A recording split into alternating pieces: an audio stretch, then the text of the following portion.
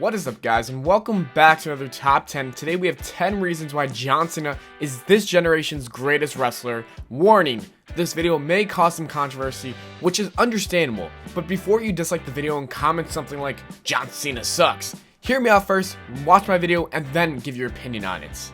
Number 10, money. The first reason on why I think John Cena is the greatest wrestler in this generation is simply how much money he has made for himself and the company as well. The all-time greats were the guys who could sell merchandise and tickets. Hogan, Austin, The Rock have all made so much money for the WWE. John Cena is our top guy in regards to selling. It is very simple. When a new John Cena t-shirt is released, people buy it and it becomes a top sold shirt. When John Cena is advertised for a show or a pay-per-view, tickets sell. Lately, the ratings have been dropping more and more. The reason for doing so is because WWE have not made these newer wrestlers big like John Cena. As a kid who grew up during John Cena's rise to the top, I saw Cena everywhere. I saw him in Gillette commercials, I saw him in movies. Anything wrestling related had the name John Cena next to it. Ultimately, that was the main reason for his success. Number 9, his mic skills. You can say as much as you want about how much you hate John Cena and how boring he is, but we all know that's BS. When John Cena has a microphone in his hands, you stop talking because you want to listen to him. Every time he's on the mic, he delivers and makes the feud feel that much more important. His recent feud with AJ Styles has been amazing, and his mic work has been superb. Some other intense feuds with great promo work involve him facing off against the likes of Randy Orton, JBL, Kurt Angle, Undertaker, Brock Lesnar, and CM Punk. Personally, I think his best promo work rival would be The Rock. You can even debate that John Cena is in the top 10 best mic talkers of all time. Number 8, his great matches. Sometimes the crowd would chant, "You can't wrestle," to John Cena, which makes no sense whatsoever. John Cena has been in WWE's greatest matches over the past 10 years. I must name some of my favorite matches if you don't believe me. Also, if you've never seen these matches, check them out, guys. John Cena vs AJ Styles at Summerslam, CM Punk at Money in the Bank, JBL at Judgment Day, Edge at Unforgiven, Shawn Michaels on a Raw, Daniel Bryan at SummerSlam, Seth Rollins at SummerSlam, and Kevin Owens at Elimination Chamber. So after watching all these matches, people are most likely going to say, oh, look at who he fought, blah blah blah blah blah. But you can't have a good match with one good wrestler. Thankfully, these chants have died over the last couple of years. Number 7, he's becoming a part-timer, which is good in a way.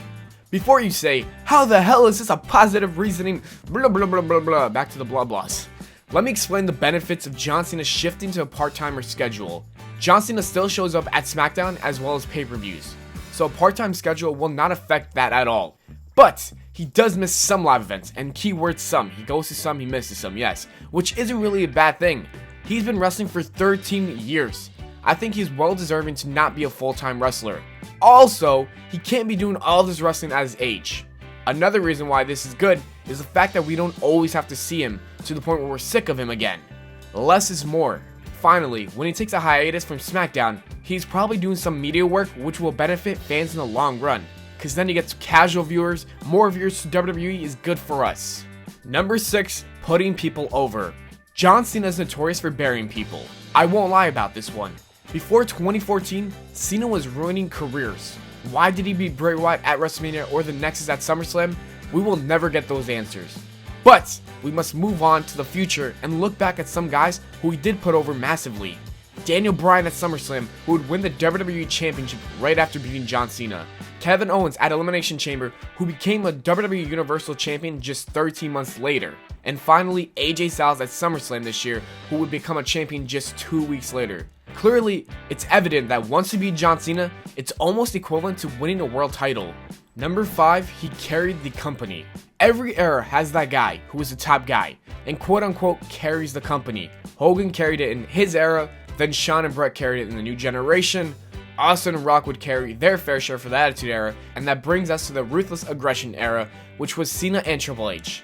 Unlike Hunter though, John Cena went on to carry it for the PG Era and the Reality Era. It takes a lot to carry a company. One must absolutely love what they're doing and must be dedicated into making it a better place. John Cena is the leader of the WWE. Taking John Cena out of WWE history is almost impossible because you can't imagine who would be carrying the company. Number 4, he appeals to children. Over the last 5 to 6 years, Almost every hardcore WWE fan had been wanting John Cena to turn heel. I'm not going to sit here and pretend I'm not one of those guys who have been asking for it. I'm guilty. But as you grow older, you start to understand this world in a smarter point of view. WWE were 100% right to never turn John Cena heel. Yeah, it would make for a true shocker and generate a lot of buzz. But would it really be worth it in the long run? John Cena has a very great connection with the younger audience who will grow up to be longtime WWE fans. In the long run, the cycle works like this. John Cena gets the kids to enjoy the product and him. Once they learn the business, kids will turn on what they love, which is John Cena, and in the end they will be a fan for the future. I lived through it and some of you might as well.